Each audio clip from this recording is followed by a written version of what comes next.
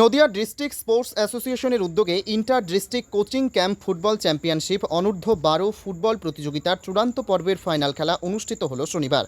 গত 5, 6 এবং 7 সেপ্টেম্বর থেকে শুরু হওয়া চূড়ান্ত পর্বের ফাইনাল খেলায় প্রতিদ্বন্দ্বী দুই দল কৃষ্ণনগর সেন্ট্রাল ক্লাব ও বড়জাগুলি ফুটবল অ্যাসোসিয়েশন। এদিন কৃষ্ণনগর ডিএল রায় ডিস্ট্রিক্ট স্টেডিয়ামে কৃষ্ণনগর সেন্ট্রাল ক্লাবকে 3-0 গোলে পরাজিত করে বড়জাগুলি ফুটবল অ্যাসোসিয়েশন। এদিন খুদে ফুটবলারদের উৎসাহ দিতে মাঠে উপস্থিত ছিলেন প্রাক্তন ফুটবলার শিশির ঘোষ সহ আইএফএ প্রেসিডেন্ট অনির্বাণ দত্ত ছাড়াও রাজ্যের মন্ত্রী উজ্জ্বল বিশ্বাস, সাংসদ মহুয়া মৈত্র এবং নদিয়া জেলা পরিষদের সভাধিপতি তারান্নুম সুলতানা মীর।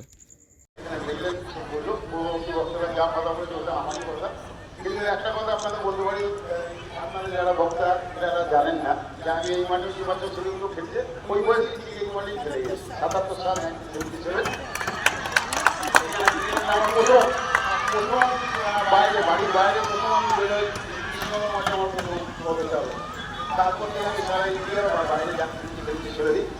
খুব ভালো লাগলো নদীর এরকম একটা, তারপর কি বলবো না বলবো কিন্তু বলতে পারি কারণ স্টেজে তো বয়স আমার অনেক ছোট আমার থেকে। যাই হোক, সবাইকে ধন্যবাদ জানিয়ে ভালো থাকুন। এখানে নদিয়া থেকে ছেলেমেয়েরা এসে গেছে, আপনাদের প্রদ্যুৎ দপ্তর ছেলে মানে বাবা আমার সাথে কাজ করতেন, আমি কাজ করতাম আমার বাবার সাথে, ছেলের সাথে কাজ করতাম। খুব ভালো লাগলো পরিবেশে এসে। আর সামনে বাসে পেছনে যেখানেই থাকুক ওনারা আছে, সবাই আছেন আপনাদের। না কথা না বললে না রেগে যাবে, কারণ ওই আমার এখানে নিয়ে এসেছে।